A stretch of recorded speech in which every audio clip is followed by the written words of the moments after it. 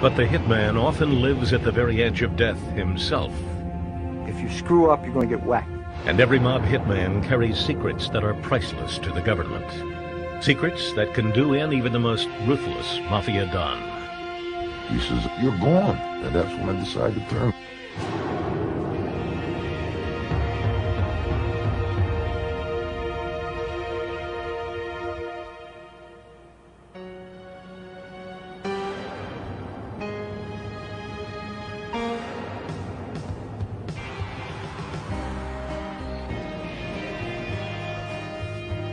Philadelphia, city of brotherly love and mob warfare. In the 1980s, few people had a closer view of the bloody action than hitman Nicky the Crow Caramandi. The Crow admired the new and ruthless boss of the Philly mob, Nicodemo Scarfo. He was a good boss. He was a beautiful guy as a person, but when it came to business, it was strictly business. He had to kill certain people when he became boss, and he wanted these guys dead. Nicky the Crow had gotten into the mafia slowly. A con artist by trade, he had spent most of his adult life gambling, stealing, and swindling. Not that the people are suckers, but they are suckers because they're gullible for deals. Nick Caramandi is the quintessential South Philadelphia con man who, because of a lot of different circumstances, ended up being a wise guy.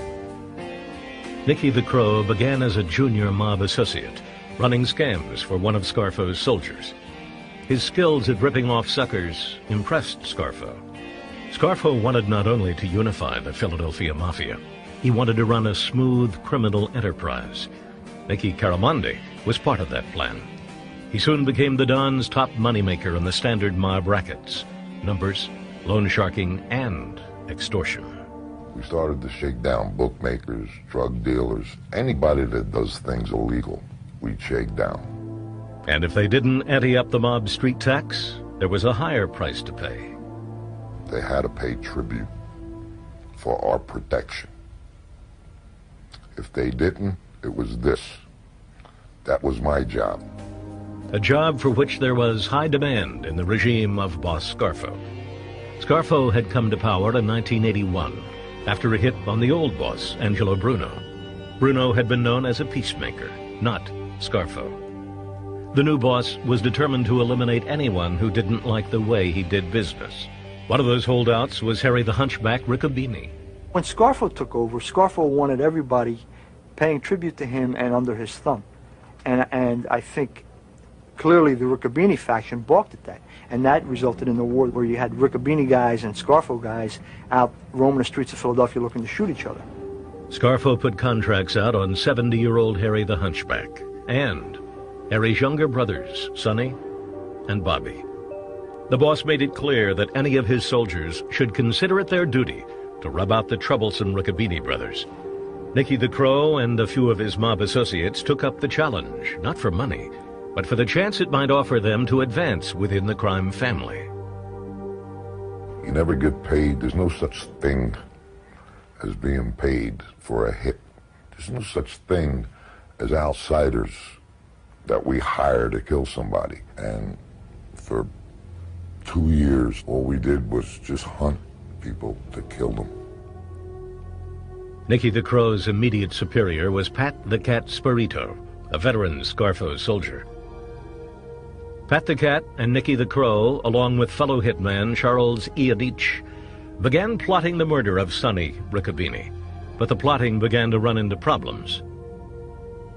Every time the hit squad was ready to go kill Sonny, Pat the Cat would call it off. Nicky the Crow began to believe that Pat was dragging his feet. He was right. Pat gets drunk and starts talking treason. And he starts saying, hey, Scarfo's no good. These guys are no good. All they want you to do is kill, kill, kill, kill, kill. That's all we have to do is kill, kill, kill. I look at my partner. I say, hey, this guy's talking treason here. I don't want to hear this. Now Nicky the Crow and his partner Charlie began to fear for their own lives.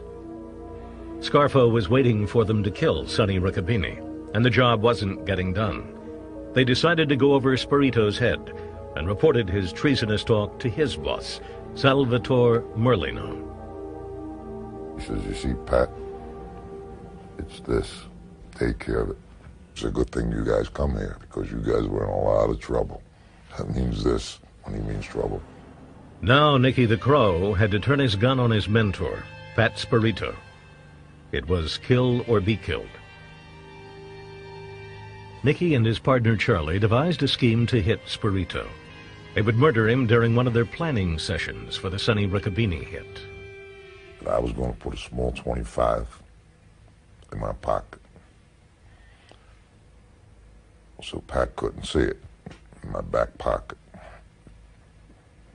I would be waiting outside my apartment house for him to pick me up and jump right in the car, the front seat. We would then go pick Charlie up. Nick Caramandi and Charlie Ianich told Pat they needed to drop off some loan shark money at this corner. When Pat pulled the car to the curb, they would shoot him and run to a getaway car. But there was a glitch in the plan. As we're going to the rendezvous point, where we're going to do it at, some lady trying to park a car and all kind of cars back up behind us. Charlie gets nervous. I'm nervous. We get to a corner. It's 4 corners. You got cars running north. You got cars running east. Charlie says, pull over here. Pat pulls over. He looks at me. I look at him. Now I'm waiting for Charlie. I got my hand on the door. All of a sudden, bang, and it made a hell of a noise. And Pat goes like this. Right, like his head leans right to me. And Charlie pumps another one. Bang. Pat the Cat was dead. Now the 2 hitmen had to make their escape into crowded traffic, swarming with potential eyewitnesses. I jump out of the car. Charlie gets stuck behind the car. Charlie was a big, muscular guy. And I'm pulling him out. And we start to run to the getaway driver. There was another problem. The getaway driver didn't stop the car on cue. This guy keeps rolling with the car. Stop, you son of a bitch. We're screaming at the guy. I'm screaming at the guy. Charlie's in shock. Charlie jumps in the back. I jump in the front. Go, go, go. The final step of the hit was still to come. Nicky the Crow and his partner Charlie had to find alibis and get rid of the evidence. After you do something like that, you got to go to a house to get cleaned up, change your clothes because of the gunpowder. It gets under your fingernails, it gets on your clothes. This is proof that the cops could use. You got to take a shower and you got to use vinegar, white vinegar, when you take the bath so all the stuff comes out of you. This all takes 15, 20 minutes. He goes to meet somebody. I go to this bar, and all of a sudden it comes on the 11 o'clock news. Mobster murdered. Oh, my best friend, and I start to cry. You know, oh, who killed him? Why would they kill him? You know, I'm putting an act on, and everybody knows it. It was Nicky the Crow's first hit, a murder that verified his loyalty and bolstered his standing in the Philadelphia mob. And there were more assignments to come. Without enforcers like Nicky the Crow Caramandi, the mob could not function. Mafia bosses must be able to follow through on their threats and teach a lesson no one will forget. Even the more peaceful dons must on occasion resort to murder. Otherwise, the daily business of the mob breaks down. Hollywood and popular culture have created an image of the mob hitman, a highly trained assassin who waits for contracts and then goes to work. The reality is that most rank-and-file mobsters can be called on to stalk and kill the enemy. Ruthlessness is an important qualification, but equally important is plain old convenience. The job of executioner often falls to whoever can get closest to the man marked for death. In the case of Pat the Cat Sparito, his killers were his own underlings. As we will see, the job can also be assigned to the target's best friend, or even his own brother. In 1982, South Philadelphia was on the verge of a gangland war. And the hitmen were out in force. Hitman Nicky the Crow Caramandi was doing battle for his boss, Philly's new godfather, Nicky Scarfo.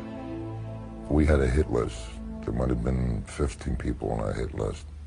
The captain would tell us, you guys go after this guy or this guy. See if you could find either this guy or this guy. Either one, kill him. Now it was time to follow through on their threats and wipe out the faction led by Harry Riccobene once and for all. When Scarfo took over, he didn't care what happened, where it happened, or who it happened to. Scarfo viewed Harry as a threat to his leadership, and started off by asking Harry's brother to set him up for the murder. Scarfo sent his number 2 man, Consigliere Frank Monti, to talk to Sonny Riccobene. Everyone in Philadelphia knew that Harry the Hunchback and his brother Sonny had problems getting along, and Sonny was in an ideal position to eliminate the Hunchback. But Sonny turned out to be a bad bet. Not only did he refuse, he told his brother Harry about the plan to double-cross him. I was surprised that they would even try that. And, well, I got together with my friends and planned what to do. So Harry killed the messenger. He killed the consigliere. Scarfo's number 2, Frank Monti, was gunned down by a young Riccobene associate. It was the first fatality in the war. Scarfo was furious. He wanted Harry the Hunchback dead. The word went out. Any and all Scarfo soldiers had standing orders to wipe out the Riccobene gang if they could. Once the order is out that this guy's got to go, it could take a day, it could take a month, it could take a year, but he's going to get killed. Finally, in June, they got a shot at him. I was in the phone booth making a phone call, and I saw from a distance a rather shabby-looking guy walking along towards the phone. The shabby-looking guy was a Scarfo associate, 24-year-old Salvatore Wayne Grande. I knew it was something wrong. You could sense it. He came right to the phone booth. His arms start coming up with a pistol in his hand. Well, I saw that, and I jumped on him. I grabbed one hand with him with one hand. I grabbed him one hand. I grabbed the arm with the pistol, and he shot, and he hit me in here. The first shot. The bullet didn't slow Harry down. Instead, the older man grabbed for the hitman's gun. By that time, we were tussling. Not that I'm a strong man or a big man, but I did all right. I set him back a few steps, and he shot again and missed. I grabbed him again. I took the gun off him. Well, lucky for him, it was empty. But not knowing it, I went to, you son of a bitch. At that point, Grande ran. Harry was hospitalized for his wounds, but survived. 2 months later, the Scarfo hitmen struck again. I was parked in the car waiting for a party, and I heard footsteps. So I looked around and I see another guy. He's got a mask on. I said, maybe this is it. And as he brought the gun up, I ducked under the dashboard. He shot the windows, but nothing happened. He just shattered the windows, and he ran.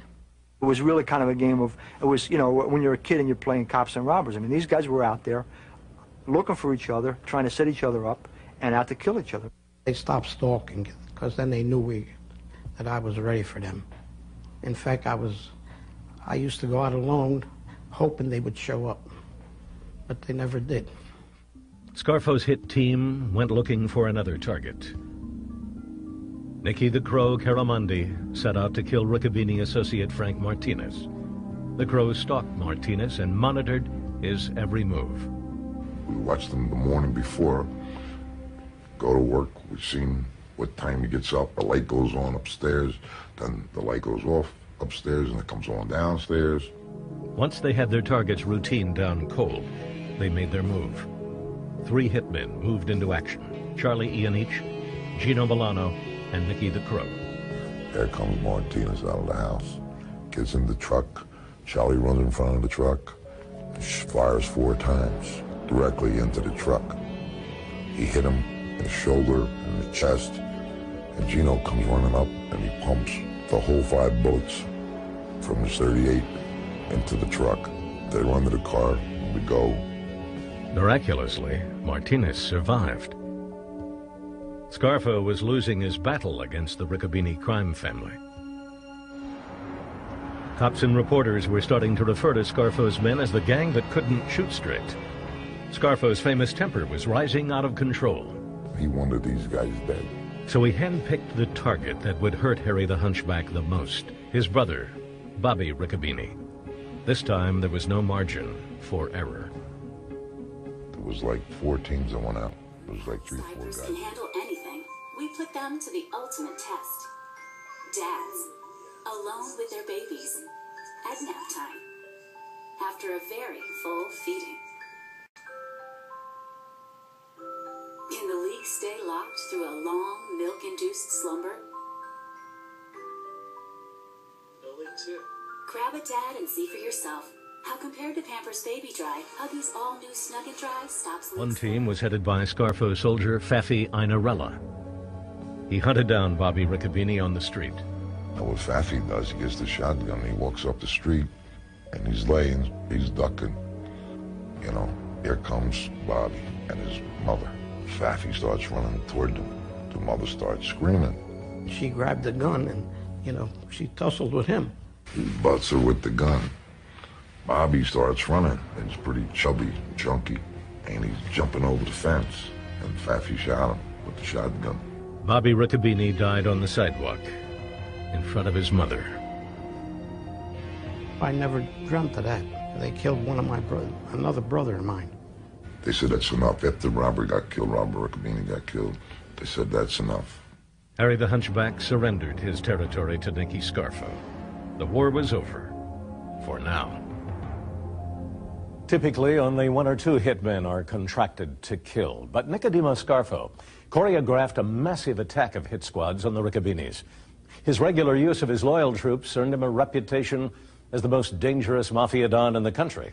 But the next hit on his list was a real challenge. Scarfo's hitmen had to figure out how to murder a widely respected and extremely cautious mob captain.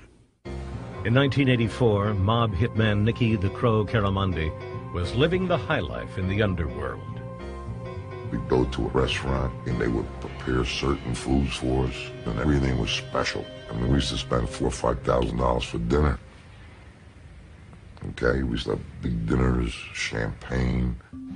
Nicky the Crow and his hitman buddies were celebrating the victory they had won for their boss, little Nicky Scarfo, over his enemies, the Riccobini family. With the Riccobinis out of the way, the hitmen could turn their attention from murder to making money.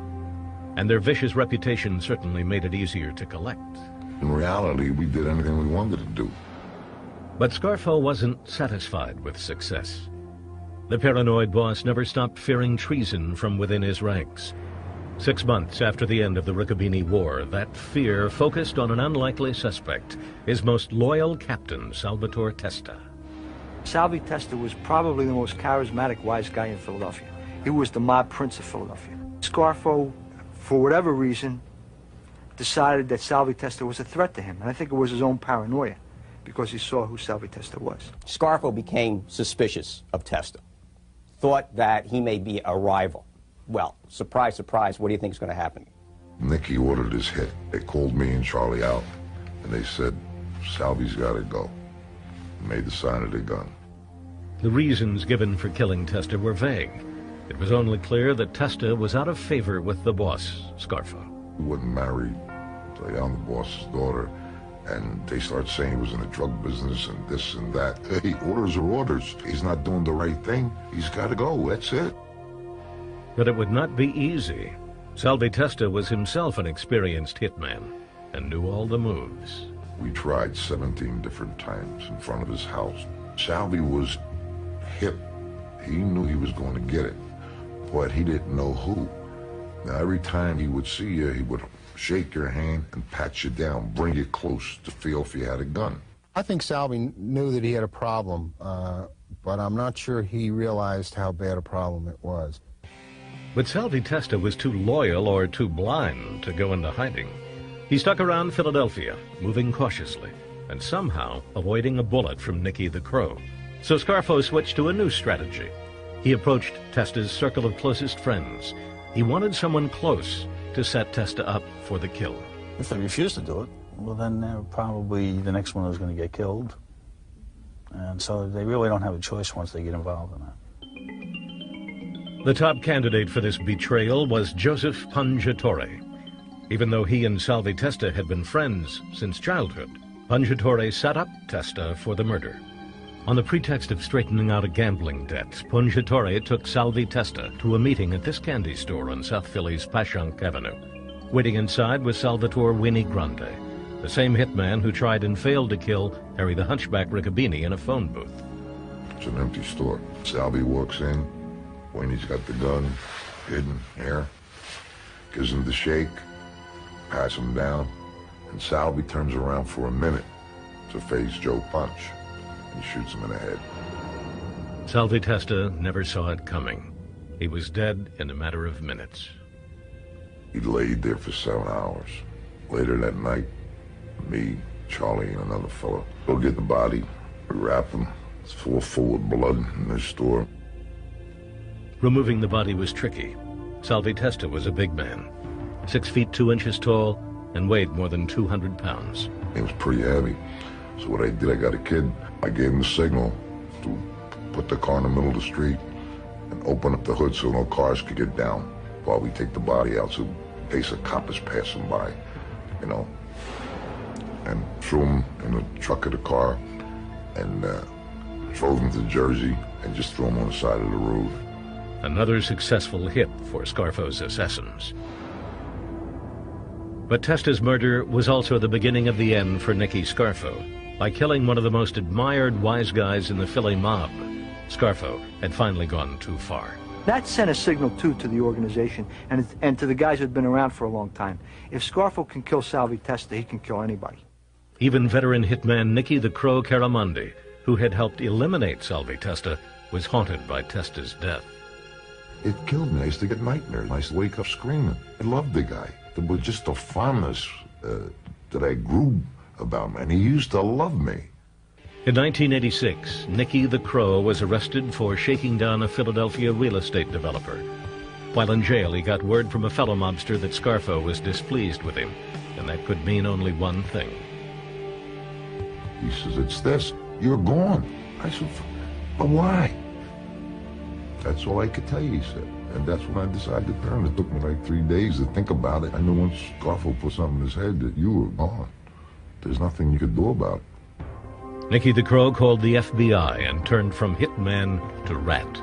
It was symptomatic of the distrust that was inherent in the Scarfo family. They didn't necessarily feel part of a unified family. It was, you know, everyone for himself, basically. Years as a loyal hitman had made Nicky the Crow a priceless witness. He spilled the beans to the FBI, and in 1987, Nicky Scarfo was arrested and charged with extortion and murder. Nicky the Crow Caramandi took the stand and told a jury everything he knew about Scarfo's murderous regime. His testimony came across as truthful, and I thought it came across as compelling. We were able to successfully convince the jury that the mob that was in the courtroom and the mobsters committed all these particular crimes. Nicky the Crow Caramandi joined the Witness Protection Program. Nicky Scarfo was found guilty and sentenced to life in prison. Murder is part of mafia life. It's a price gangsters pay to live in a world of high profits and little work. And as with many parts of mob life, there are rules for hitmen as well. Each killing must be properly authorized by the boss. Signing such death warrants turned out to be a task for which Scarfo's successor would show real talent. Look closely. You are witnessing a mob hit in progress. 3 hitmen are entering this Philadelphia diner armed with handguns.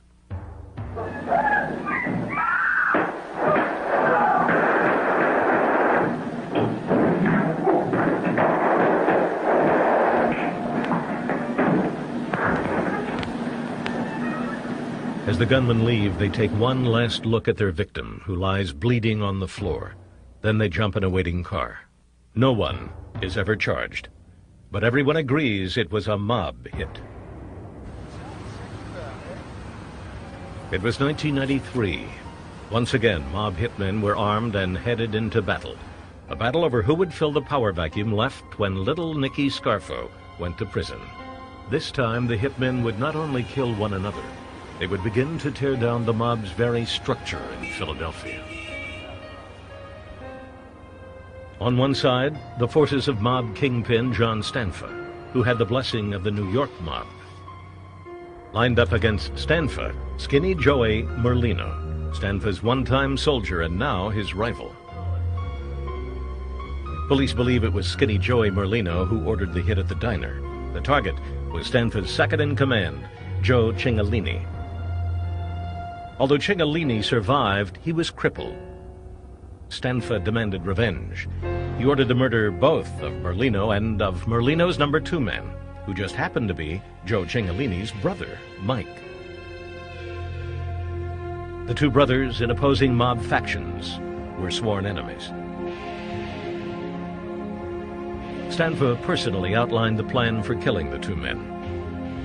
Openly orchestrating a hit is a peculiar move for a mafia don. Usually the boss lets an underling give the actual order, just in case the FBI might be listening in. But Stanfa did it himself. Bad move. The FBI was listening as Stanfa and a soldier, switching back and forth between English and Italian, planned Merlino's murder.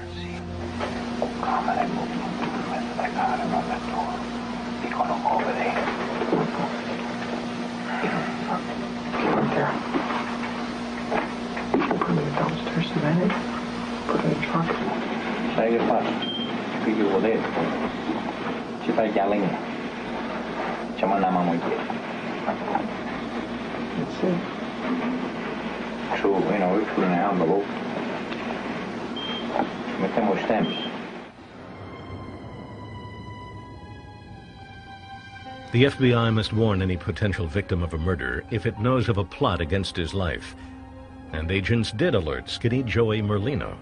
Merlino ignored the warning. Meanwhile, to carry out the contract against Skinny Joey Merlino, Stanfa chose a young mafia wannabe named John Vesey. John Vesey was a South Philly born and bred neighborhood tough guy, and he wasn't very big, but he was tough. Vesey quickly teamed up with another young would-be mafioso, Philip Coletti. By day, Coletti was a legitimate plumber. By night, a mob hitman. No one in his nearby New Jersey town of Glassboro suspected the double life. A lot of people didn't know. All of our neighbors loved us. We were constantly working on the house, having barbecues. Every kid in the neighborhood was at our house. This was very normal. And then there was the dark side. Now, the interesting thing about Phil Coletti is not only Phil Coletti, but his wife Brenda. Brenda, the former nude go-go dancer, is involved in the plots to kill Merlino and the Merlino associates. It was very unusual. Women aren't supposed to be part of this. They're not supposed to hear things, or if they do, they don't get involved and they just play dumb. But I felt honored. I felt privileged. I enjoyed it. I had a burning desire to be part of it, that thrill and that danger. The Coletti home was used as a think tank for the hits. They would come over. I'd be cooking my macaronis and pouring the wine, and we would just be sitting there eating and drinking and plotting these things. The question was how to kill Merlino and his number 2 man. One of the schemes even included Brenda herself. The plan was for Brenda, armed with poison in an eyedropper, to visit Merlino's favorite hangout. I was like, I thought about it. I was going to get all dressed up, really sharp, try and look all young and sexy. Ha ha ha. Go down there and shoot some cyanide into their drinks. I had more balls than half the guys that was working for John Stanfa. But the cyanide plot was vetoed. Instead, the hit team decided to build a bomb. They called their bomb the Egg. Lucky for Merlino, the egg was a dud. The hit team placed it under Merlino's car, and nothing happened. It's in a box under the car. It won't go off. The car pulls out. It's dragging the box with the bomb underneath it. So in August 1993, Philip Coletti and John Vesey decided to use the time-honored mafia method, plain old bullets.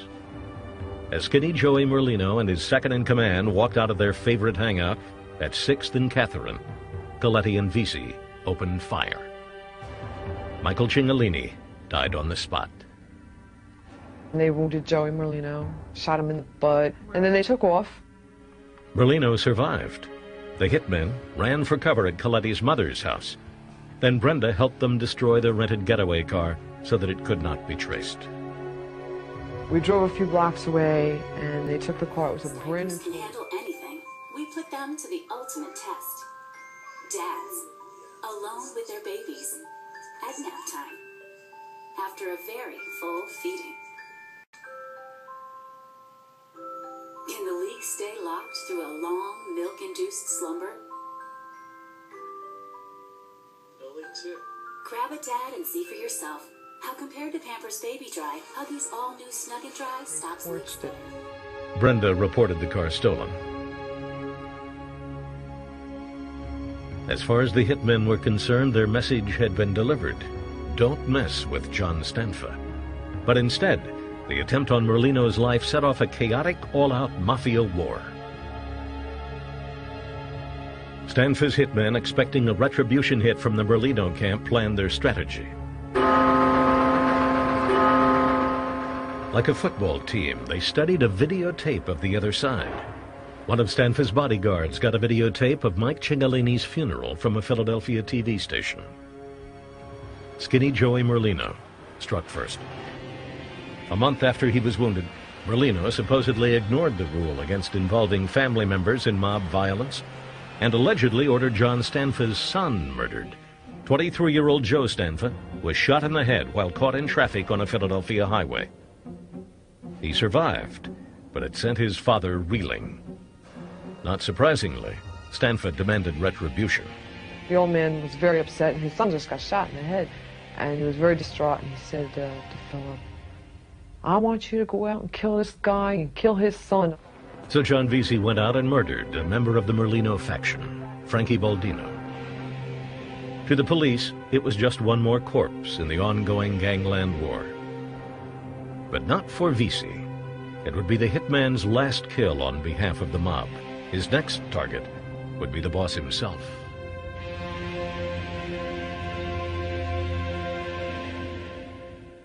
Mob hitmen can be dangerous in more ways than one. They are the keepers of valuable mafia secrets, the kind of secrets prosecutors will pay for, when and how a murder was carried out, and who gave the order to do it. But in switching allegiance, of course, the hunter then himself becomes the hunted. For a mob hitman, John Vesey was sitting pretty in 1993. He had killed two mafia rivals for his boss, tough Sicilian-born John Stanfa. He was a killer on his way to the top. And then something unusual happened to John Vesey. He had a change of heart. It was Vesey's own brother Billy who began to persuade John that he had chosen the wrong path in life. So John Vesey, at his brother's urging, went to the FBI and began negotiations to become a government witness against his boss, John Stanfa. Stanfa realized Vesey was going to turn. He ordered the hitman killed. We knew that they were going to kill John, you know. We knew they were going to kill John before Christmas of '93. Because he was opening his mouth and he was just shooting his mouth off. John doesn't always use his head. He's just very wild. He's a little nuts, but he's a good guy.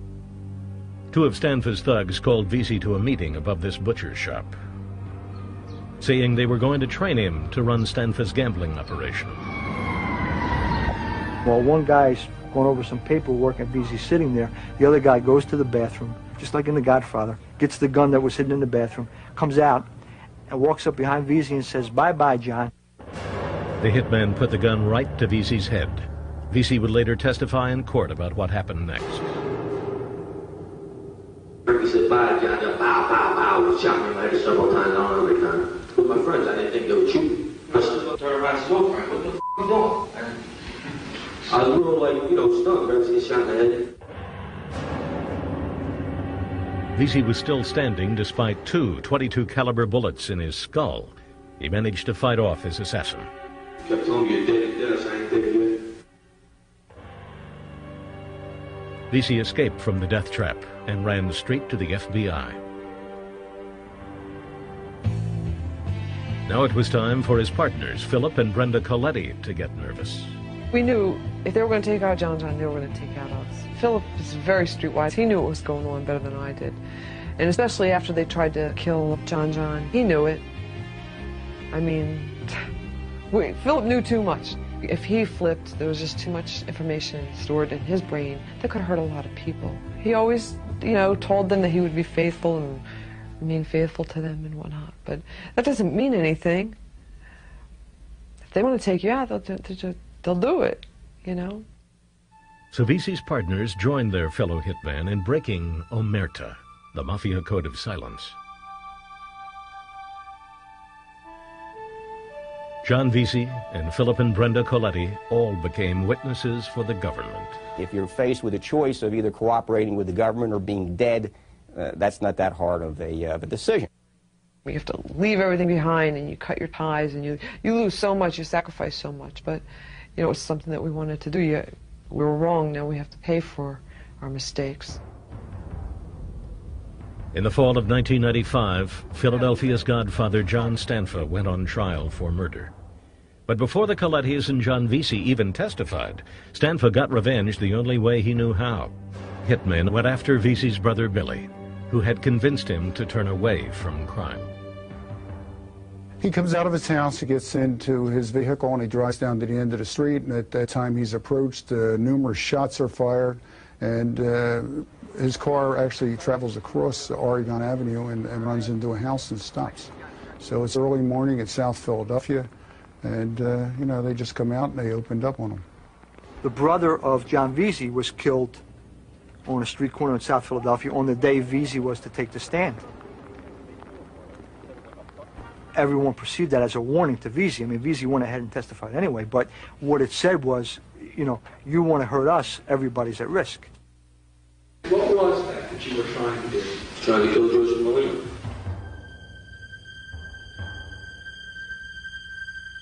Visi told the jury how he followed Stanfa's orders in killing Mike Cingolini and in trying to kill skinny Joey Merlino. We drove down the street, Michael and Joey were walking back on the south side of Catherine Street. Phil said, jump in the back. I jumped in the back with the window down. We both shot out the window. What did you see? I see Michael Cingolini spin around on the floor, get back up, fall down again, Joey Merlino running back and forth. Visi painted a vivid portrait of the sadistic enforcement tactics used in South Philly's underworld. A believable tale, since he was one of the enforcers. He explained how in one confrontation he tackled an enemy hitman with a power tool. When he came in the house, I sat him down, smacked the face with a drill. Then I started drilling. I asked, you ready to kill me? I drilled him a few more times. I stuck the drill in his chest, his legs, on the side of his head, and ripped his hair out, and pull out chunks of hair with the rotation. And then with a bat grenade. Prosecutors believe that Visi, despite the raw brutality of these admissions on the witness stand, managed to strike a chord with the jury. The jurors loved John Visi. He was a street corner raconteur. He had that kind of that wise guy charm. He was. You have to see him. You have to picture John Belushi, samurai hitman, in the witness stand if you want to understand what John Visi was like. And the jurors loved it. And he was self-effacing, and he was straightforward, and he didn't coat who he was or what he did, and he just laid it all out there. Visi's partner, Philip Coletti, told the jury about his efforts to kill Merlino with a bomb on Stanfa's orders. Most of the time we would put under his car. He always parked in the same place. And a couple of times, there's a little brick wall over here, and we put in trash in front of the brick wall. So, he would walk by and get a better view. And who actually pressed the button? I pressed the button. Coletti and Visi were persuasive witnesses. The jury believed that John Stanfa had given these orders to his hitmen. The verdict was guilty. And there were more guilty verdicts to come. So far, we've convicted 11 made members of La Cosa Nostra, including the boss, consigliere, capo, and members of the Philadelphia family of La Cosa Nostra in this prosecution, and it's been highly successful. Yeah, well, we've got a bunch of them in jail. There's a bunch of them dead. Some of them are disabled. It's just not a good line of work. John Stanfa was sent to prison for life. He was blamed for 2 murders after his hitmen turned on him. Nicky Scarfo, also a sentence of life without parole. 15 mobsters died during Scarfo's tenure as head of the Philadelphia Mafia.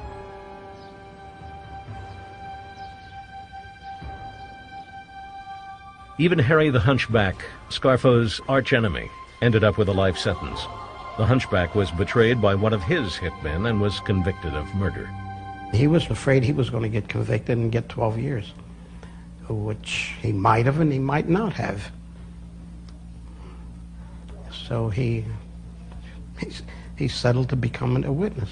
Had he come back and talked to me or discussed things, I didn't care why he did it. He did it because he didn't want to go to jail. I don't believe in sour grapes. The mob wars in Philadelphia took a gruesome toll.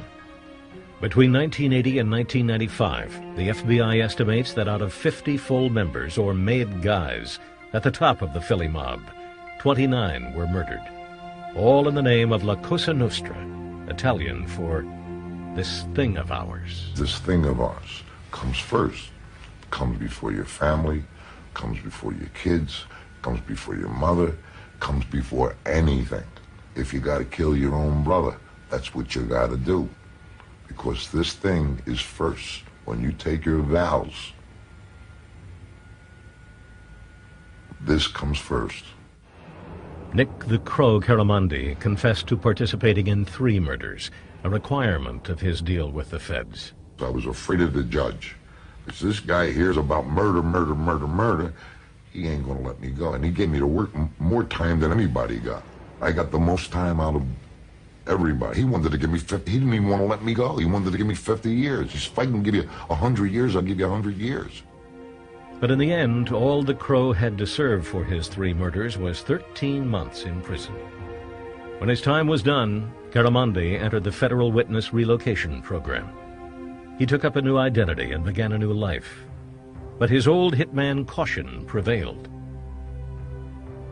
Caramandi didn't trust the U.S. Marshals to protect him, so he dropped out of the program, deciding to spend his life on the run.